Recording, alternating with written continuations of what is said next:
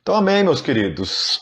Hoje é, vou tratar a questão do relativismo e tratar também uma segunda parte que é a questão lá da polêmica que envolveu algumas afirmações do Ed René Kivitz, ou Kivitz, não sei como é que se pronuncia, né? Então, basicamente, vou dividir em duas partes essa live.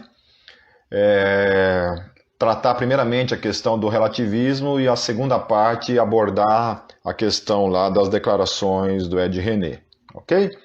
Então, assim, antes de qualquer coisa, né, quando se trata esse assunto assim de pós-modernidade, de apologética que vai lidar com essa questão da pós-modernidade, com essa questão do relativismo, a questão do humanismo, né? E vai se tornar, na verdade, uma grande ferramenta para você ter um parâmetro, né? Um panorama literário, um panorama artístico, um panorama cultural, um panorama político, um panorama teológico de como nós chegamos aonde chegamos, né?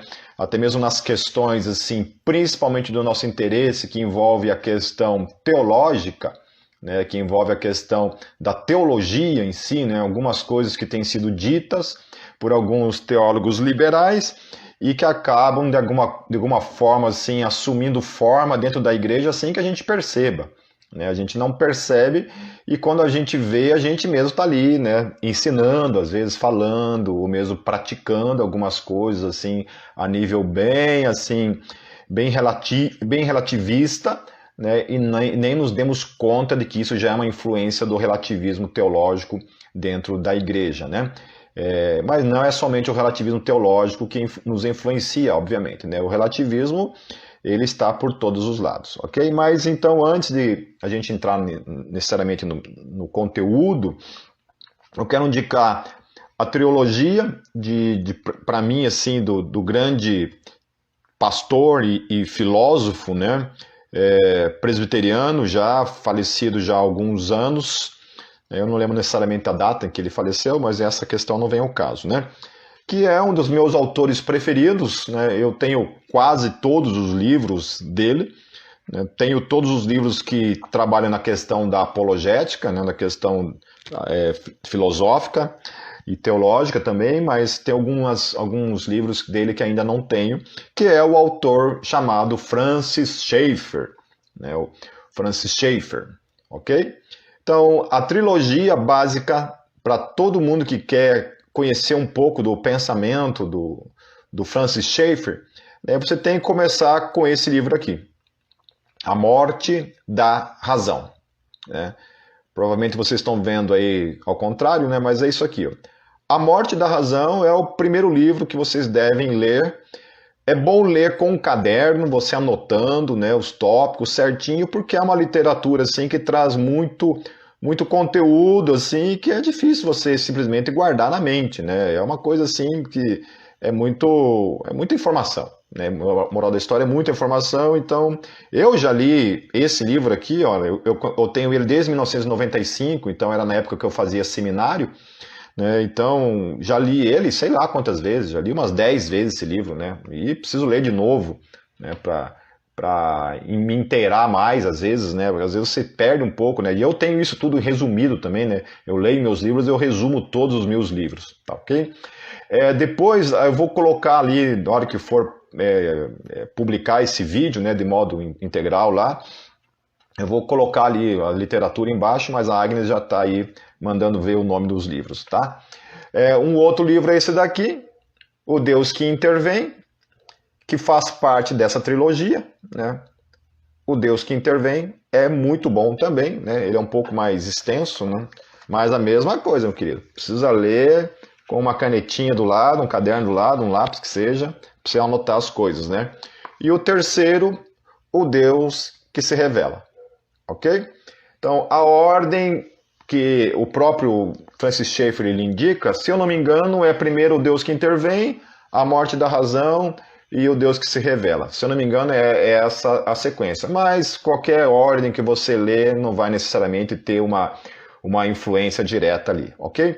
Então, assim, algumas coisas que eu vou falar nessa noite, né, na verdade, extraído um pouco dessa literatura, né, mas tem outras coisas também.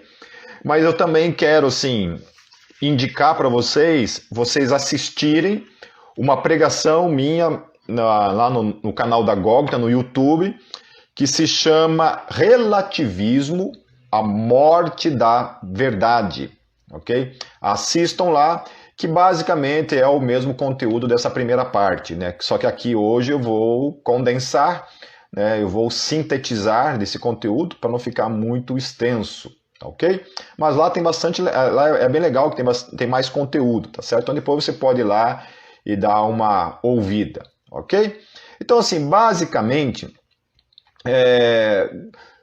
tudo começou entre um abismo entre as gerações, de uma alteração do conceito de verdade, ok? O conceito de verdade hoje não é o mesmo conceito de verdade que se tinha no século passado, ok? Então, o conceito de antítese não existe mais. Então, o que é antítese? Se uma coisa é verdadeira, o contrário não é verdadeiro, ok? Não tenha como duas coisas contrárias serem verdadeiras, certo? Então, uma coisa era verdadeira e a outra coisa não era verdadeira. Isso era verdade e isso era mentira. Então, o conceito novo dentro da pós-modernidade, né, que o Diego está falando aí, então vou falar um pouco, né, não vou usar talvez esse termo, mas vou falar desse momento histórico, cultural, político, filosófico que a gente está vivendo. Então, o que acontece? O conceito de verdade hoje mudou, né? Então, se algo é verdadeiro hoje, o contrário também pode ser, mesmo que isto negue a primeira proposta, né? Então, se uma coisa nega a realidade do outro, as duas coisas podem ser verdadeiras. Por quê? Porque não existe mais uma verdade absoluta nesse novo conceito de verdade que hoje se tem. Já escutaram isso? Né? Já ouviram? Eu já ouvi muito isso, né? Muita gente falando em qualquer tipo de debate, né, na esfera pública, você vai ver o tempo todo pessoas assim, na área política, por exemplo, falando que não existe mais uma verdade absoluta, né? Então o cara fala, pode ser médico, cientista, filósofo, ele vai falar, olha, não existe uma verdade absoluta, não existe, né? Ou seja, né? Então, qualquer um valida aquilo que achar verdadeiro e a verdade dele supostamente é relativa. Então, até mesmo você falar que não existe uma verdade absoluta é altamente relativa, né? Isso não tem como chamar isso de uma maneira verdadeira. Isso pode não ser uma afirmação verdadeira, né? Já que não existe uma verdade absoluta, você falar que não existe uma verdade absoluta pode simplesmente ser uma afirmação errônea, errada, ok? Então, os jovens nos lares cristãos são educados de acordo com o velho paradigma da verdade, que consiste que, se algo é verdadeiro, o contrário dele é falso. E então passam a estarem sujeitos à estrutura moderna, que é o que chamamos de relativismo. Portanto, tudo é válido de acordo com o que você quiser validar, né? Então, hoje, o que manda é o humanismo, né? É eu que determino, é eu que falo, é o ser humano, é o homem que determina aquilo que é verdadeiro, né? Você vai determinar para você, olha, eu acho que essas questões são verdades, mas são verdades absolutas? Não, são verdades relativas, né? Então, você afirma essas coisas para você como verdades, mas elas, na verdade, são relativas, elas não são verdades absolutas, ok? Qualquer um que discorda de você nesse aspecto, né, está também na sua razão, entende? Está na sua razão. Então, é difícil você olhar para esse aspecto, né, porque vai ter algumas coisas que eu vou tratar aqui, que são decorrências desse tipo de base filosófica, né, de base política, de base teológica, de base cultural, que aí vai trazer alguns resultados no dia a dia e que as pessoas vão ter algumas complicações em relação a responder a essas questões que são consequências lógicas de você pensar, então, que não existe uma verdade absoluta, né? Então, lá o Sartre, por exemplo, ele dizia: Vivemos em um universo absurdo e o ato da vontade é o que importa. Então, o que importa é a vontade, né? O universo é absurdo, tudo surgiu por um acaso, né? Não existe um propósito, não existe um Deus sobre todas as coisas, né? Nós estamos aqui simplesmente e o negócio é viver o mais intencionalmente, o mais intensivo possível, né? Possível em relação a essa questão da existência, né? Amanhã a gente vai morrer, vai voltar ao pó, vai deixar de existir mesmo, então vamos viver lá os extremos de tudo que a gente tiver vontade de fazer, né? Validar o ato da nossa vontade, né? Então, ser uma pessoa egoísta, qual que é o problema em ser uma pessoa egoísta? Né? Nenhum, entende? Roubar, qual que é o problema? Eu não vou prestar contas da minha vida para ninguém, entende? Desde que eu não seja pego, né, pela polícia, é o que está valendo, tá tudo certo.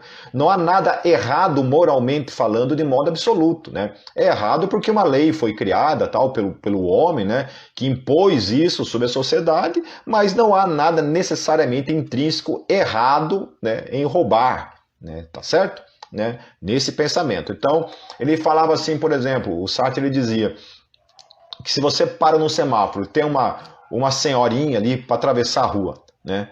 Você estende a mão e a ajuda a atravessar a rua, beleza. Você teve vontade de fazer isso, você vai lá e ajuda ela. Da mesma forma, se você olhar para ela e dizer que se lasque, né, e atravessar e não der a mínima bola para aquela senhora e não ajudá-la a atravessar, também deu na mesma. Né? O que importa é que você validou a tua vontade. Você faz o que te der na telha. Você faz o que você tiver vontade de fazer. Okay? Não existe nenhum tipo de obrigatoriedade moral nesse aspecto. Por quê? Porque aquele que, no caso, faz aquilo ali, ajuda a senhora, ele acredita num bem absoluto, que aquilo realmente é absolutamente uma coisa boa. Tá certo?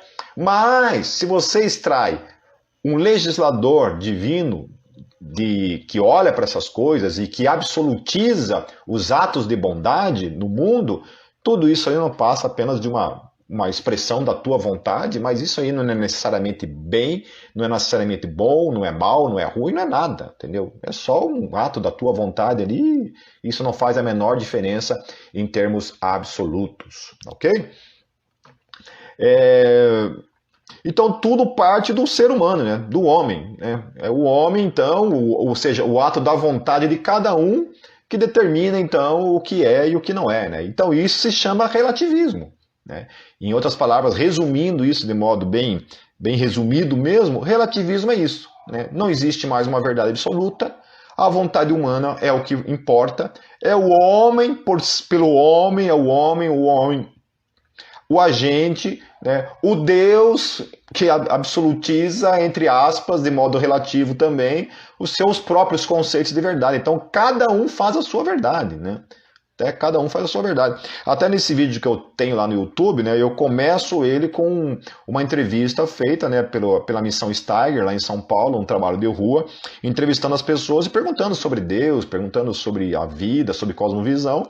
E uma delas fala, na parte final do vídeo, assim, ela fala assim, que pode ser verdade para ela, para ele pode não ser verdade, né? Pode não ser bom para ele, mas para ela é bom, então tá tudo certo, né? Vocês já ouviram isso? Pode não ser bom para você, mas para mim é bom e tá tudo certo, né? Uma forma evangélica de você enxergar isso, uma forma cristã de você enxergar esse mesmo princípio sendo vivido dentro da igreja, é a pessoa utilizar para dizer, essa é a tua interpretação, essa não é a minha interpretação, né? Como se a Bíblia fosse um livro livre para interpretar da forma como você quisesse. Né? Como se não existisse uma ciência chamada exegese e hermenêutica, né? que ajuda você, te dá ferramentas de como você realmente deve ler a Bíblia e estudá-la. Ok? Então não é assim, a Bíblia você não pode interpretar conforme a tua vontade, não existe isso. Existem princípios de interpretação que devem ser respeitados. Ok? Certo? Por isso que os teólogos estudam, né? Os teólogos eles têm todas as ferramentas de interpretação, as armas, né? Para você interpretar a Bíblia de modo correto, né? Estuda grego, estuda hebraico, né? Estuda lá, né? Tem em casa dicionários bíblicos, né? Tem toda uma literatura que te ajuda a você chegar ali, né? Você aprende toda a questão do contexto, né? Do contexto do próprio texto, da época em que ele foi escrito, tudo isso, né? Então não é assim, interpreto da forma como eu quero, tá certo? Não é assim que funciona, ok? Ainda que tem muita gente que pensa que é assim, não é isso. Então, isso também é relativizar as escrituras, ok? É dizer, então, que não existe uma verdade, então, absoluta. Porque se cada um interpreta da forma como quer, né, então não existe uma verdade absoluta. Então, fica a cargo da interpretação de cada um. Né? Cada um interpreta de uma forma, então, né, como é que eu vou chegar a uma conclusão, então, que aquilo ali é verdadeiro? Né? Tá certo? Então, toma muito cuidado com esse tipo de pensamento. Agora, falando assim, ó, trazendo essa questão do relativismo, para vocês entenderem o que acontece quando a gente mata a verdade absoluta e a gente deixa a questão da aparente verdade tomar conta do pensamento daqueles que então vão determinar o pensamento social. Aqueles que então vão dizer como que deve ser então o comportamento humano. Porque nós extraímos Deus do assunto, nós extraímos a verdade do assunto e agora nós vamos para a prática, então, de um mundo onde não existe, então, uma verdade absoluta, ok? Onde cada um vai fazer aquilo que a sua vontade determinar. E a sua verdade não é absoluta, ela é relativa. Então, outro pode simplesmente discordar, então os dois ali, ó, não concordam e não chegam a nenhuma conclusão, porque não existe nenhum parâmetro, nada que esteja acima que vai dizer, não, queridos, isso aqui está errado, e isso aqui está certo. Tá certo? Como não tem ninguém, então cada um faz a sua verdade, e nesse caso o Sartre estava certo, né? Aí tanto faz, tanto fez. Se eu quero ajudar alguém, não quero ajudar alguém, tanto faz. Se eu quero ser um misógino ou não, tanto faz. Né? Se eu quero ser um xenofóbico, tanto faz. Se eu quero ser nazista, tanto faz. Se eu quero ser racista, tanto faz. Se eu quero ser um adúltero, tanto faz. Se eu quero ser um mentiroso, tanto faz. Egoísta, tanto faz. Mas também se eu quero ser o contrário de tudo isso, um cara politicamente correto, né? Um cara que ajuda os pobres, um cara que só faz o bem, tanto faz. Né? Tanto faz, tanto faz. Eu vou morrer e não vou prestar contas para ninguém. Né? Não existe um Deus, não há nada para quem prestar contas. Tanto fez, tanto faz. Né? Você pode dizer, para mim é errado. Tá, tudo bem, essa é a tua opinião. Entende? Não existe ninguém. É uma imposição social que alguns querem trazer. A própria lei é uma imposição social. Que eu respeito se eu quiser, entendeu? E arco com as consequências se eu quiser, mas ninguém pode dizer que eu estou errado de modo absoluto. Então a consequência de uma sociedade que vive debaixo do relativismo, eu não estou dizendo que, né, necessariamente assim, todo relativista necessariamente ele vivencia isso, né? Porque eu sempre falo isso e falo inclusive na pregação lá, que todo relativista ele é um hipócrita, né? Ele é um hipócrita porque ninguém vivencia o relativismo na sua totalidade. Né? Você tem que ser muito hipócrita para dizer que vive. Ninguém vive. Ninguém vive. É impossível você viver o relativismo na sua totalidade. Né? Você vive parcialidades, né? Você absorve aquilo que o cristianismo deixou para você como herança, né? Herança cultural, moral, ética. Né? Você extrai aquilo do cristianismo para a sua vida, né? A parte lá, que é a parte da divindade de Jesus, essa outra parte você descarta, algumas coisas você descarta, né? E vivencia isso no seu dia a dia de modo, né, querendo dizer, relativo. O problema é que tem pessoas que podem olhar para isso tudo aí e achar isso uma besteira e ir para além disso, que é a questão aqui, por exemplo, do tal do Randy Thornhill e o tal do Craig Palmer, né? Eles dizem assim, ó, o estupro é um fenômeno natural e biológico que é produto da herança evolucionária humana, semelhante a coisas como manchas do leopardo e o pescoço comprido da girafa. Em outras palavras, o que o Randy Thornhill e o Craig Palmer estão falando estão certos dentro da sua cosmovisão relativista. Entende? Aí eu posso dizer, não, mas o estupro é errado. Pera aí, queridos. O que ele está falando é o seguinte, o estupro acontece na natureza. Os animais cometem esse tipo de coisa. Os animais cometem assassinato, os animais cometem roubo, os animais cometem infanticídio, os animais cometem incesto, os animais cometem, né, adultério. Os animais cometem um monte de coisas ruins, más, uns com os outros. E não existe nenhuma moralidade imposta sobre eles. Por quê? Porque eles são animais.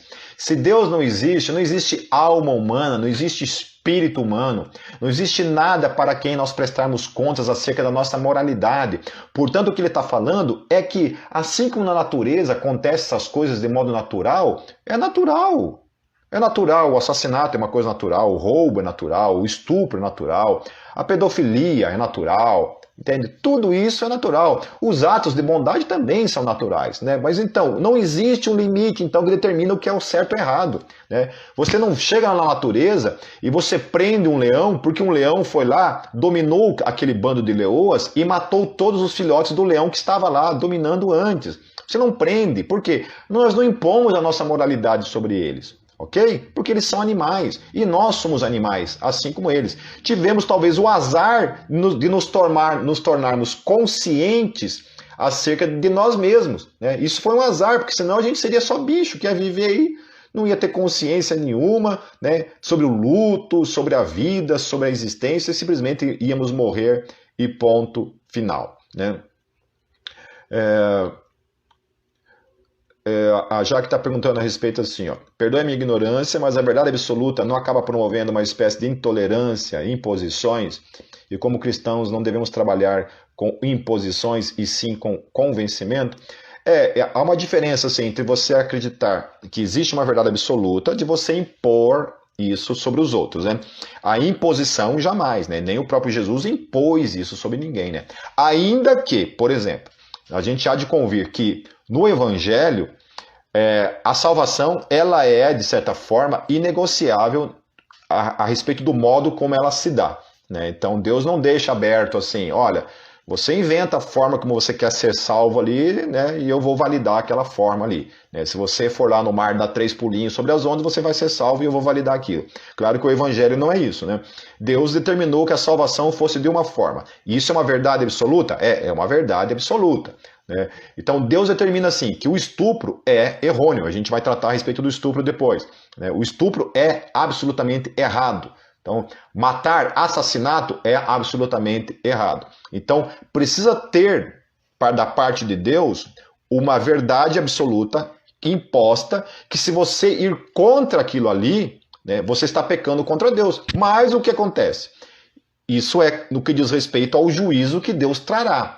Mas a gente mata, a gente estupra, a gente rouba, a gente tem inveja, a gente faz o mal, a gente pratica o mal. Então, é imposto no sentido de juízo, assim como a lei, né? Uma lei civil também, né? Toda lei civil, ela não é relativa, né?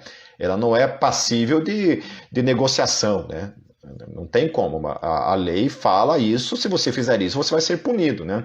Então, no aspecto absoluto, que a gente está falando de verdade, é que existe uma verdade que Deus impôs, declarando que isso é errado e isso é bom. Se você fizer o bem, tem isso daqui. Se você fizer o mal, vai ter essas consequências. Então, ainda que o homem pratique, né, o homem faça o mal, porque existe essa lei ela é imposta absolutamente nesse sentido. Que se você não fizer aquilo ali, vai ter consequências. A mesma coisa do Evangelho, né? Então nós jamais devemos impor o Evangelho sobre os outros. Nós apresentamos o Evangelho, a pessoa vem a Cristo por meio do Evangelho, né? Pelo convencimento que o Espírito Santo dá a ele. Mas jamais o cristianismo deve ser imposto sobre as pessoas, né? Tá certo? Ok? Não sei se eu te respondi em relação a isso, Jaque, né? Se eu não respondi, então depois, né? Posso tentar responder novamente aí. Se é que eu entendi a pergunta, tá? Então essa questão aqui do Ray Thornhill, ele entende dessa forma, né? Que é uma questão natural, entende? Então isso realmente é uma consequência lógica, né? Do relativismo, entendeu? Não existe verdade, não existe moral absoluta, Deus não existe, então nada pode ser imposto sobre ninguém. Uma outra coisa aqui, o Peter Singer, em seu livro Practical Ethics, ele diz o seguinte: a vida de um recém-nascido tem menos valor do que a vida de um porco, de um cachorro ou de um chimpanzé. Ele está errado nisso? Não. Dentro da cosmovisão, da visão relativista, tá certo, é isso mesmo. Não existe diferença. Não há valor intrínseco no ser humano acima do valor de um animal. Entendeu? Não existe isso. Quem dá valor intrínseco ao ser humano é a cosmovisão cristã, que diz que o ser humano é feito à imagem e semelhança de Deus, né? O homem é racional, então existe uma divindade que coloca o homem como mordomo, né, da criação, coloca o homem num outro patamar acima da criação, certo? O homem não está no mesmo nível, certo, de que os animais, ele está acima. Okay? Isso não significa que o homem tem que destruir a criação, não é isso. Mas ele está num nível acima, ok? É humano. Por isso que você mata uma galinha, come uma galinha, mas você não pode matar um ser humano e consumir, né, praticar o canibalismo, ok? Tá certo? Então, dentro da visão do Peter Singer, é isso daqui. E isso daqui é uma chave, inclusive, é uma discussão que está tendo ainda até hoje nos Estados Unidos, para, de certa forma, procurar, né, a legalidade do infanticídio, né, o que alguns chamam, então, do aborto pós-parto. Né? Então, lá, sei lá, nasceu a criança lá com algum defeito, pega, joga no lata de lixo, mata e joga no lata de lixo, ok? Ou a mãe lá e o pai decidiram, ó, a gente decidiu que realmente que a gente não quer ter filho, sabe? A gente não quer criar essa criança, vai lá e mata e pronto, joga no lixo. Tá certo? Então, isso está sendo utilizado, né, baseado no quê? No relativismo. Ok? O James Rachels, um filósofo ateu, também partindo do pressuposto do relativismo, do pressuposto de que Deus não existe, né, de que a vontade humana é o que impera, ele diz assim: o que dizer sobre eles? Pessoas com retardamento mental. A conclusão natural, de acordo com a doutrina que estamos considerando, ou seja, o darwinismo no caso, né, seria que sua situação é de simples animais, chamando as pessoas com retardamento mental de um simples animal. Talvez, ele fala, devêssemos ir adiante e concluir que eles podem ser usados da mesma forma como animais não humanos são usados. Talvez como animais de laboratório ou até mesmo como comida. Ok? Então ele está fazendo exatamente isso. Ok? Ele está aplicando de modo prático o que é o relativismo. Tá certo? Essas pessoas são pessoas retardadas mentalmente, né? Não tem. Então, por que não?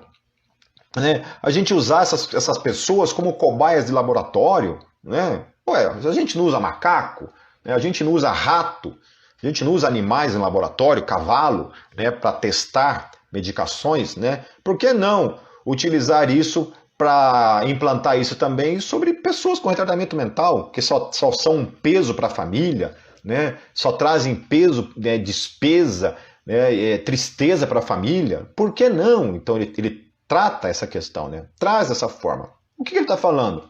Seres humanos, animais, tudo a mesma coisa. Né? Não há diferença alguma. Não há um aspecto da visão, então, relativistas. Ok?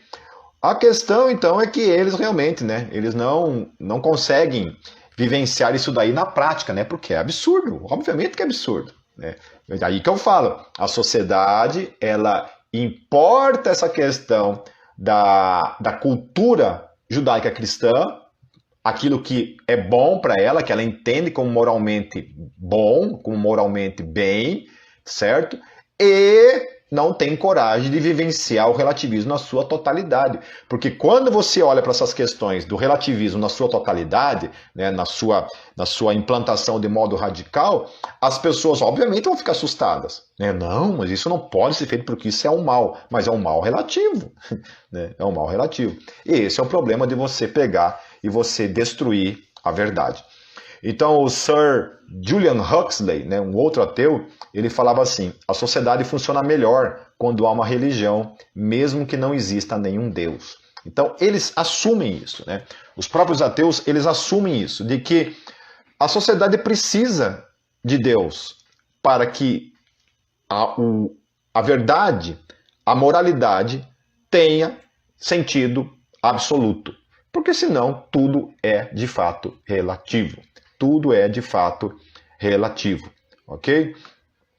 Aí o Richard Taylor, que é um outro ateu, também vai defender essa questão, né, de que Não existe moralidade absoluta, né, fora da religião. Então ele diz assim, ó, a era moderna, ao repudiar em maior ou menor medida a ideia de um legislador divino, ou seja, Deus, tem, no entanto, procurado preservar as ideias do que é moralmente certo e errado, sem perceber que, ao descartar Deus, as pessoas aboliram da mesma maneira as condições e significado para o que é moralmente certo ou errado. E ele está certíssimo nisso. O Richard Taylor, como um ateu, ele está certíssimo nisso. Se você elimina um legislador divino, automaticamente você eliminou qualquer conceito de bem e mal de modo absoluto. Tudo é relativo. Uma tribo ser canibal, uma tribo não ser canibal, tanto fez, tanto faz. Tanto fez, tanto faz. Não existe mais uma verdade absoluta. Então, elimina-se Deus, mas tenta viver sobre os mesmos padrões como se Deus existisse. Então, isso se chama o quê? Hipocrisia. Ok? Não são capazes, porque nenhuma sociedade é capaz de viver num relativismo absoluto. Senão, ela se autodestrói. Você é obrigado a destruir todos os conceitos de lei, de moralidade, porque isso é imposição. Qualquer um pode se voltar contra e acabou. Aí sim é uma ditadura, é uma imposição. Mas para que a sociedade possa viver bem, que seja, pode dar o argumento que for, mas aquilo ali não é absolutamente verdade. Amém, queridos? Mas aí eu desafio vocês a escutarem lá a pregação, lá, que tem todo o conteúdo. Aqui eu quis dar somente a origem desse conceito de relativismo e a consequência lógica do que isso acaba trazendo. Ok? Então, tomar muito cuidado em relação a acatar esse tipo de raciocínio, esse tipo de pensamento. Ok? Vamos para a segunda parte, que é a parte de tratando assim, especificamente a questão envolvendo o Ed René. Tá? Esse é o pastor Ed René, da Igreja Batista Água Branca. Queridos, assim, isso já faz algumas semanas, faz umas 2 semanas em que isso aí veio à tona, aí se tornou uma polêmica, basicamente, sim, quase que na sua totalidade, dos grandes pastores, assim, que emitem opinião aí na internet, nas redes sociais, os teólogos, de modo geral, de todas as vertentes teológicas, teólogos de canais do YouTube e tal, tudo isso aí, no Facebook, para todos os lados, eu vi assim, para todos os lados, as pessoas pegando realmente assim o Ed René e taxando ele, o classificando como o filho do diabo, herege, Até hoje eu estava vendo ali alguns vídeos ali, os caras falando assim, Ed René, o maior herege de todos os tempos, uma coisa assim, tal, E assim, desde o começo o pessoal veio me falando, Eu cheguei a assistir o vídeo na semana lá,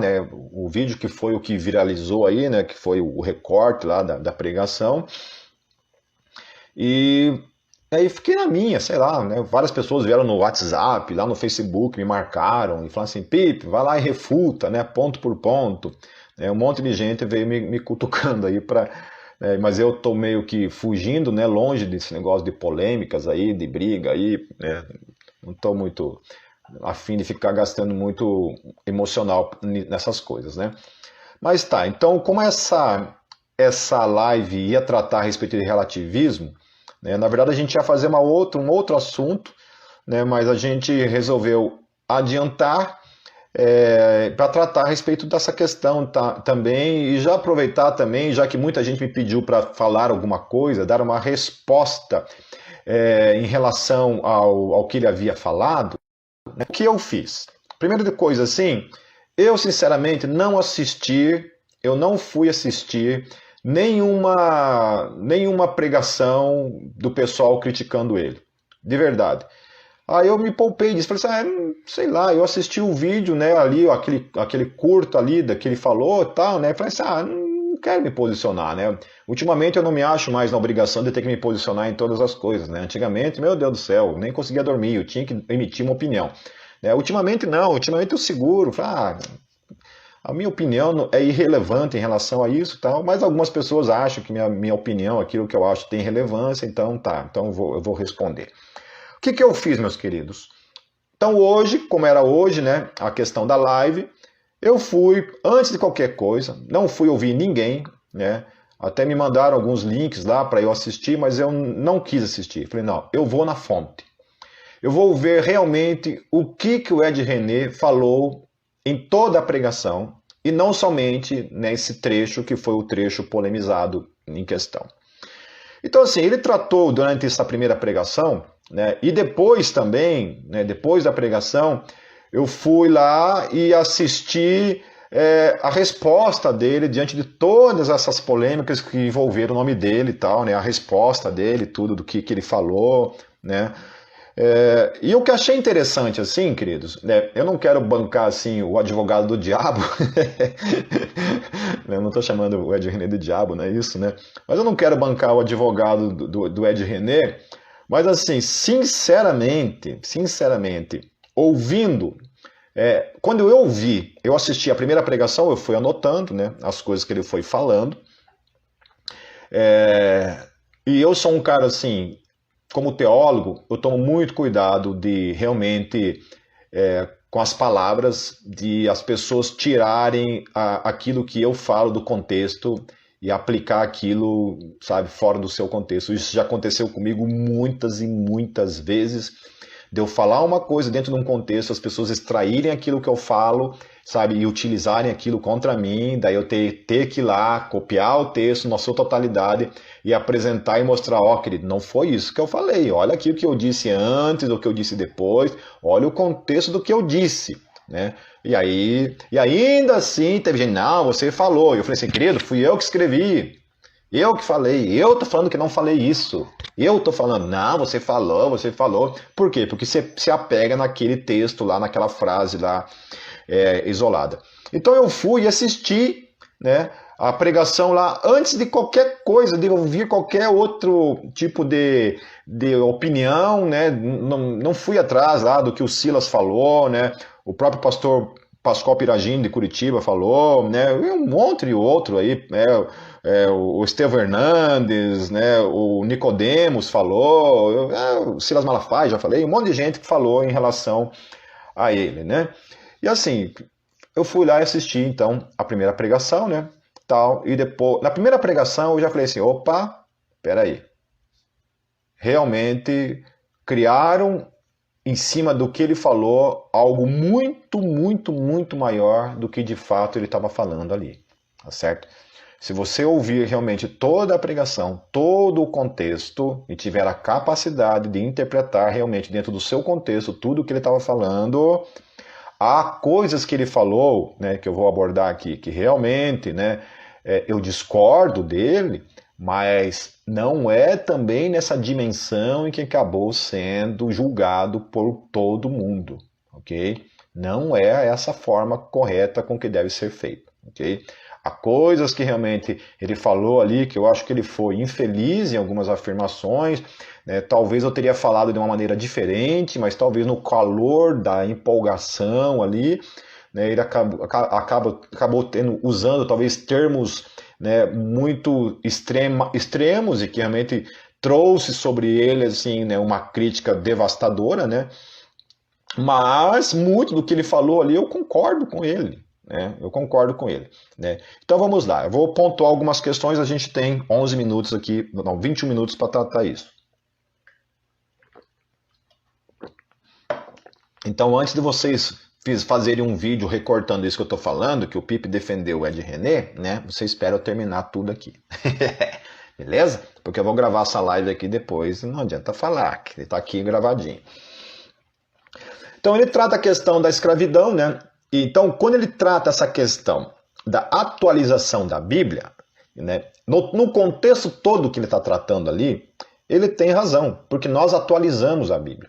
Né? Há textos de 6.000 anos atrás, de 3.500 anos atrás, de 1.500 anos de Cristo, né, que é mais ou menos quando o Novo Testamento o Antigo Testamento foi escrito, né, se foi escrito por Moisés, foi basicamente lá em 1.500 anos de Cristo, tá certo? Então, o que ele fala?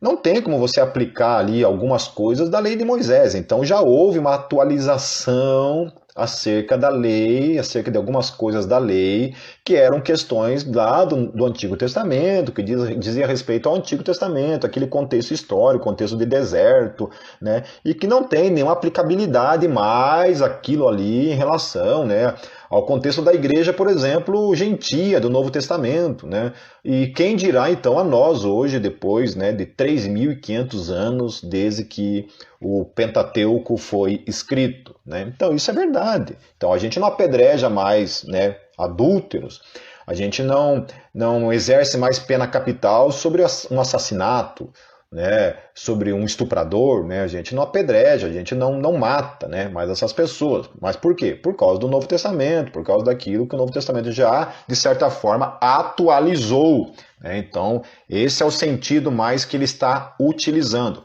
Não é ele, na resposta dele lá, eu já tinha entendido isso, mas na resposta dele, ele deixou isso mais evidente, né? Que não é mudar a Bíblia, não é reescrever a Bíblia. Atualizar é isso. É você olhar o contexto que aquilo foi escrito, né? Por que ele foi escrito e aplicar aquele princípio nos dias de hoje. Como que a gente vai ler, por exemplo, a carta de Filemão, né? Tanto que era essa carta que ele está trabalhando durante toda a pregação, né? Chama-se Cartas Vivas, eu não lembro o nome da pregação, mas ele está fazendo o quê? Está atualizando, por exemplo, a carta de Paulo a Filemão. Então lá em Filemão fala sobre escravos, né? Então, você não tem como aplicar aquilo nos dias de hoje no sentido de escravo, de escravatura, né? Aquilo ali é um absurdo até, entendeu? É desumano, né? Você trazer aquilo e querer aplicar aquilo para os dias de hoje, né? Num sistema de escravo, entende? E isso que ele está tratando ali nessa pregação. Ok? Então isso é uma atualização. Nós não temos mais escravatura, né? Nós abolimos a escravatura, né? Ainda que algumas pessoas podem entender que alguns sistemas assim podem ainda ser um tipo de escravatura, mas não nesses moldes que eram antigamente. Ok? Então ele tem, de certa forma, razão nisso daí, porque é verdadeiro. A gente atualizou em relação a essa questão, né? Uma outra coisa também que ele trata ali que ele vai falando ali a questão da passividade, né? Que ele fala assim que a gente se utiliza muito de alguns textos bíblicos, né, para sermos passivos, ou seja, não nos engajarmos nos assuntos, nas questões que implicam o dia de hoje, né? Que são as questões que hoje estão aí, que a gente, como cristão, como igreja, a gente precisa ter uma resposta, né? Em relação ao racismo, em relação ao papel da mulher dentro da igreja, né? E aí ele traz toda uma questão lá, ainda que eu não concorde, de usar certos termos como patriarcado, machismo, né? Eu não gosto muito de utilizar esses termos, mas, né, ele utilizou e está ali. Mas eu entendo também ele que, né, eu já falei isso no Facebook a respeito do meu posicionamento acerca da mulher, né?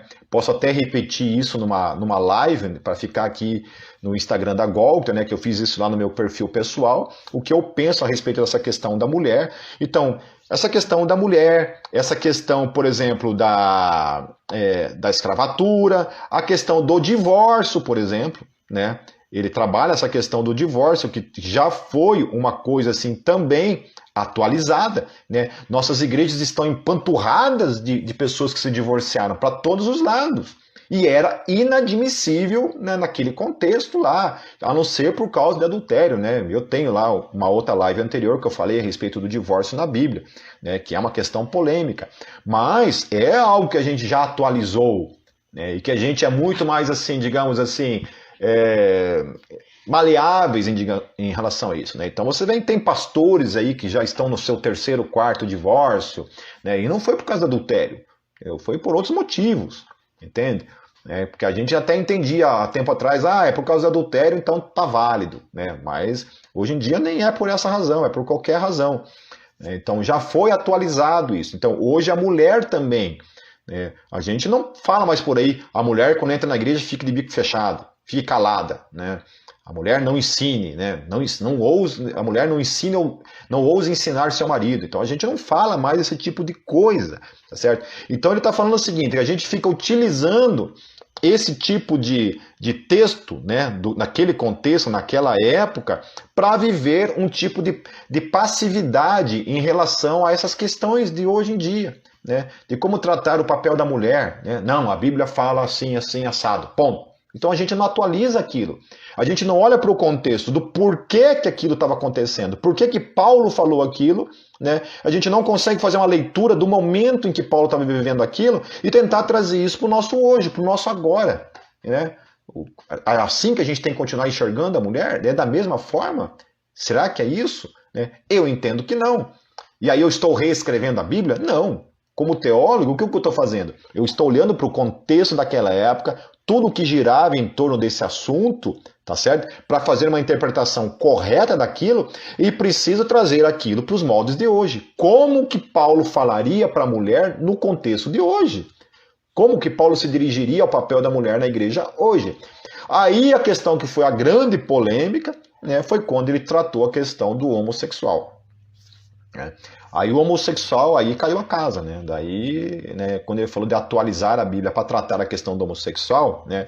E aí na resposta dele ele fala, queridos, eu sempre ensinei que a praxis da homossexualidade, ou seja, o ato homossexual em si, ele é pecado, assim, né? Como eu também acho que é pecado, a fornicação, o adultério, a pornografia, a masturbação, também é pecado, tá certo? A praxis é pecado, tá certo? Mas daí ele fala o seguinte, mas a gente, né, não pode só olhar para isso de uma maneira passiva e discriminar o homossexual, né, ficar com essa coisa, não, os homossexuais vão para o inferno, mas o cara está nessa condição, você tem que ajudá-lo, né, ajudá-lo. Então, se entendeu o que ele estava falando, que ele estava defendendo o cara ficar como homossexual, praticando homossexualidade, que isso não tinha nada a ver, estava tudo certo, fazer casamento gay.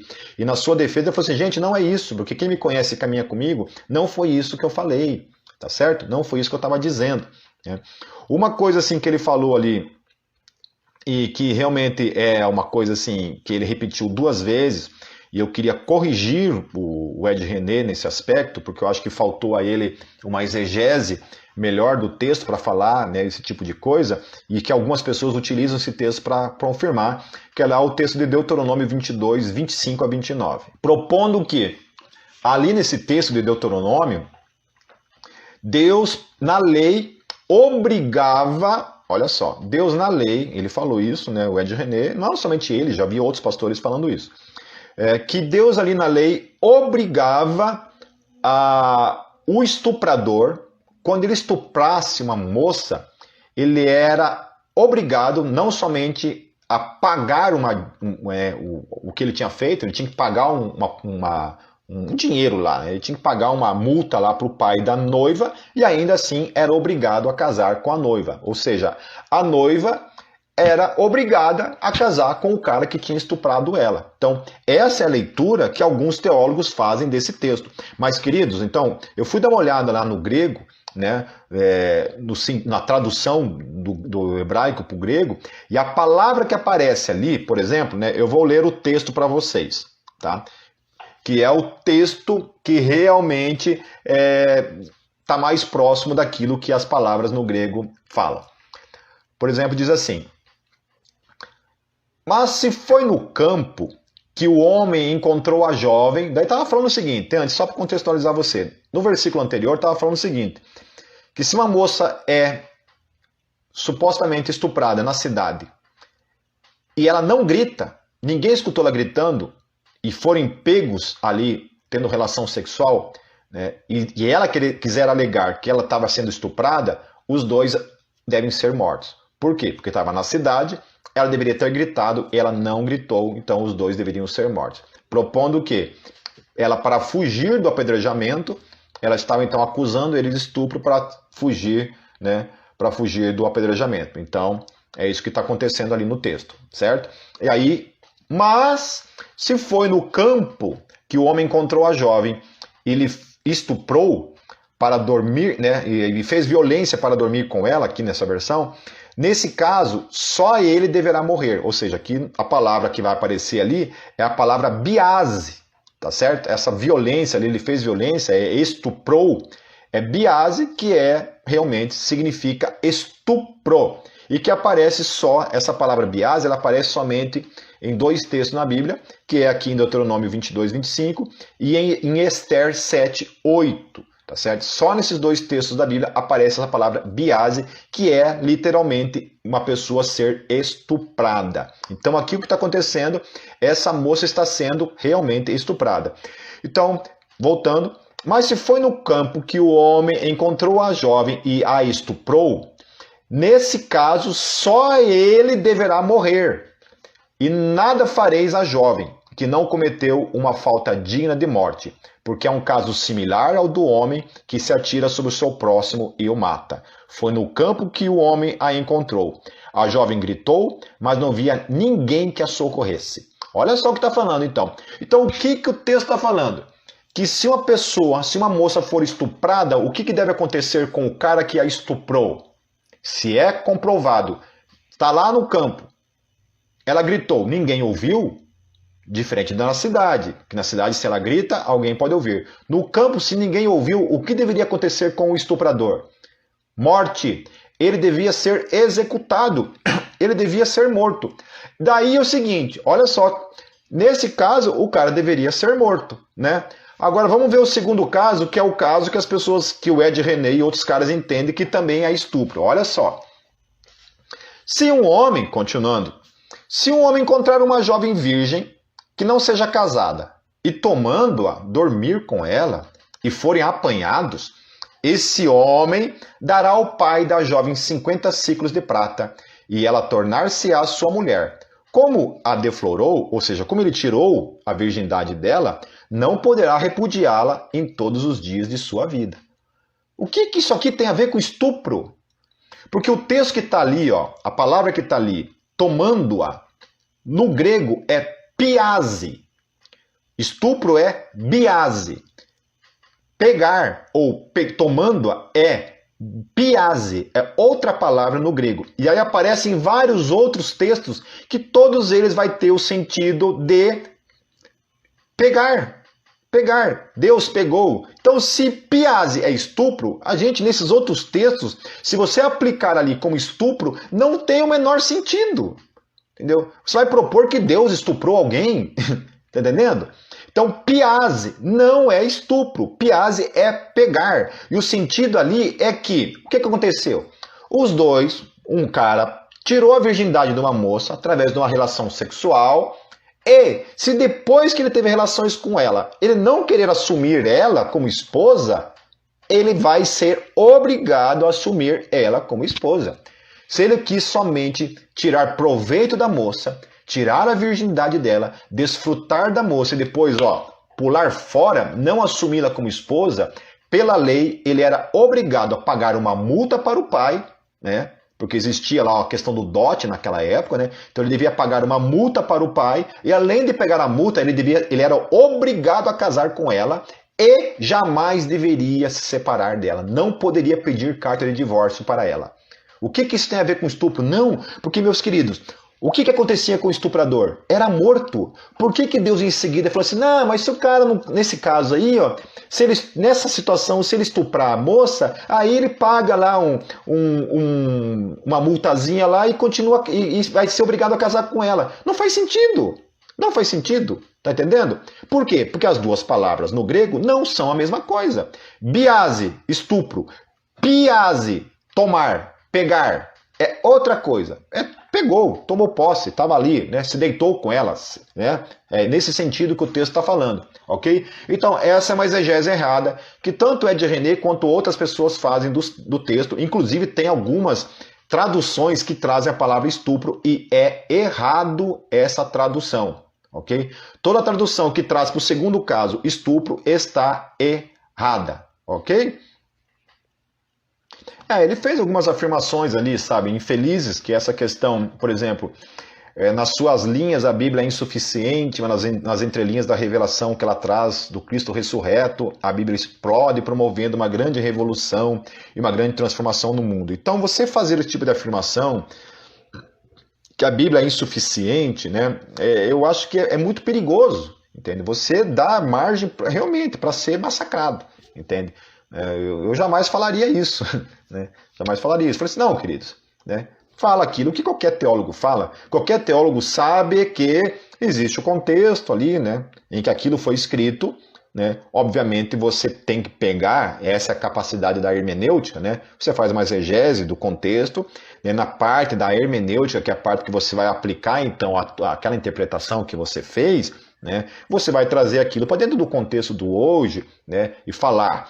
Mas o que ele estava atacando ali é essa questão, especialmente essa questão ali da passividade, né? Que as pessoas muitas vezes assim estão passivas diante das necessidades do hoje, tratando a questão do racismo como uma questão passiva. Ainda há muito cristão racista, ainda há muito cristão preconceituoso com a questão homossexual, de que não quer nem pegar na mão, não quer abraçar, não quer discipular, não quer evangelizar, quer condenar o fogo do inferno mesmo, né? Ainda muito cristão machista, tá certo? Que acha que lugar de mulher, né, esquentar a barriga no fogão e esfriar no tanque, né? Que acha que mulher realmente tem que entrar na igreja, ficar de bico calado, né? Ainda muito cristão que é altamente fechado para muitas questões assim relacionadas à questão do divórcio, que acha que não, né, divorciou, perde a salvação. Eu conheço uma pessoa que cometeu adultério, certo? E o pastor da igreja dela chamou ela lá na frente da igreja, diante de todo mundo, e orou sobre ela, dizendo, entregando a alma dela para o diabo e afirmando que ela tinha perdido a salvação, entende? Então, cara, pelo amor de Deus, entende? Então, são coisas que a gente faz no nosso dia a dia. Todos nós, no nosso dia a dia, nós atualizamos a Bíblia. Nesse sentido, nós atualizamos, ok? Há muitos textos que a gente não olha realmente para aquela forma como olhávamos, né? Principalmente as questões lá do Antigo Testamento, das leis, né? Não estou falando do decálogo, né? Da questão lá do espírito da lei, né? Não é isso que eu estou falando, não estou atacando a lei, mas haviam coisas ali que diziam respeito a questões culturais, né? E que a gente não faz mais hoje, a gente não pratica mais hoje. Então, assim, eu achei assim que foi um pouco de exagero tudo que fizeram em relação a ele, mas o que eu falo para vocês, eu realmente indicaria para vocês ouvirem toda a pregação, toda ela, e anotando, sabe? Anotando, assim. Já não vai com a faca na caveira, não vai com o cabresto, não vai com a opinião formada que você já leu, já assistiu lá do outro cara que falou, entendeu? Vai como eu. Eu não quis ouvir ninguém, falei, deixa eu ouvir o que o cara tá falando. E fui lá, observando desde o começo tudo que ele estava falando. Claro que, meu querido, né? Não sou obrigado a concordar com tudo que ele falou, não sou obrigado a concordar com as palavras, com a forma como ele se expressou em algumas vezes. Mas eu entendi o que ele estava querendo dizer.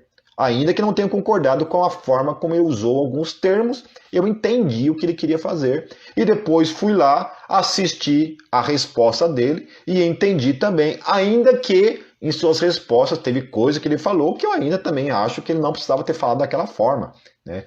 Eu acho que ele tem que tomar cuidado com alguns termos da forma como ele utiliza, que realmente são termos perigosos para ser utilizado. Mas realmente não deveriam ter sido tratado, lidado e principalmente difamado como foi e ainda tem sido difamado. Eu acho que a gente tem que tomar muito cuidado em relação a isso, né? Ataque a ideia, mas não ataque a pessoa, o teu irmão em Cristo, né? Porque o Ed René é um homem de Deus, é um homem que tem servido o reino, tem recuperado vidas, tem restaurado vidas, né, por meio do seu ministério. Então não ouso jamais falar dele, da pessoa dele, entende? E como eu fui lá e escutei tudo na sua totalidade, né, isso de certa forma, graças a Deus, eu louvo a Deus por não ter pecado em relação a isso, tá certo? Então eu acho que algumas pessoas precisam realmente pedir perdão para Deus em relação a muita coisa do que foi falado a respeito dele. Volto a falar, não quero bancar aqui o advogado do diabo, ok? Não quero bancar o advogado do diabo, estou apenas falando que eu fui lá, eu escutei a pregação, escutei as respostas, não quis escutar a opinião de outros pastores para tirar as conclusões por mim mesmo, e as conclusões que eu tomei é que exageraram na pegada ali, muito, né, xingaram o cara, condenaram o cara ao fogo do inferno, chamaram o cara de filho do diabo para cima e para baixo, por causa daquele trecho extraído da pregação como um todo, tá? Mas vai lá, né? Quem sabe você vai concluir, né, de modo contrário do que eu, amém, entende? Só estou falando da questão do meu posicionamento, né? E nas coisas que eu discordo dele, falei aqui teologicamente falando das coisas que eu discordo, né? Ele falar que a Bíblia não é absoluta, né? A Bíblia não é absoluta, o sentido ali que ele estava falando é isso, que havia textos lá no Antigo Testamento que não eram absolutos, né? Apedrejar mulheres, né? Não tem como, se é absoluto, nós temos que até hoje matar e apedrejar mulheres, tá certo? Né? Matar gays, né? Pegar estuprador, matar e acabou, entendeu? Então, se é absoluto, é inalterável, não tem como, ok? Então não é isso, né? O Novo Testamento trouxe realmente um novo conceito, um novo pensamento acerca da forma como se aplica a lei, né? Hoje é pela graça, e é justamente pela graça, por causa da graça, a forma como a gente enxerga hoje a questão do divórcio, né? Até mesmo a questão do homossexual dentro da igreja, onde a gente tem que receber os homossexuais, né? Amá-los, claro que, sempre deixando claro que essa conduta é pecado, assim como adultério, assim como fornicação, assim como masturbação. Mas o que você vai fazer? Você tem que abraçar as pessoas, amar as pessoas, né? Aplicar o evangelho, as pessoas são desafiadas a viver o evangelho, e aí cada um que vai prestar contas da sua vida, ok? Tá certo? Amém? Então, desculpa se eu decepcionei. Desculpa se eu decepcionei aí todo mundo aí que esperando aí que eu ia chegar aqui e descer o sarrafo no Ed René, né? Eu não é um cara assim que eu fico assim assistindo, né? O Ed René não, né, não é uma referência teológica para mim, né? Já há muito tempo, mas também não é por causa disso que eu vou descer o sarrafo no cara e falar daquilo que, pelo menos na minha ótica, naquilo que eu vi lá, eu realmente não olhei com esses olhos. Eu achei que a gente deve aprender com isso, entendeu, queridos? Então, na próxima vez, vai lá, antes de tudo, vê realmente o que o cara falou, sabe? O que o cara falou num todo, né? Vê lá o que o cara falou realmente num todo antes de você concluir, entendeu? Talvez, né? Talvez tenham coisas ali realmente que você vai discordar, assim como eu discordei também, assim como as pessoas vão escutar eu pregando, vão discordar também, mas nem por isso eu sou filho do diabo, né? Eu sou um instrumento do demônio, né? Tá bom? Então é isso, tomem cuidado em relação a isso. Amém, queridos? Certo? É isso então, né? O tempo é curto, tá certo? Mas então, volto a falar para encerrar. Vão lá e escutem lá a pregação relacionada à primeira parte, que é a questão do relativismo à morte da verdade, né? Dos 3 livros também do Francis Schaeffer, né, que eu indiquei aí. Deem uma lida, que esses livros são, sabe, quase que obrigatórios para todos nós lermos, né, e tratarmos dessa questão contemporânea aí. E essa questão relacionada também às afirmações aí do Ed René, né? Quem está chegando agora, depois escute lá desde o começo tudo que eu falei aqui. E oremos por ele, porque ele ficou bem abalado com tudo isso, né? E é triste, realmente, certo? Eu, no lugar dele, não sei o que faria, porque por pouca coisa menor do que isso, algumas pessoas distorcerem o que eu falei já é complicado, né? Fico imaginando ele, né? Com a enxurrada de críticas e coisas que falaram acerca dele que não eram verdades.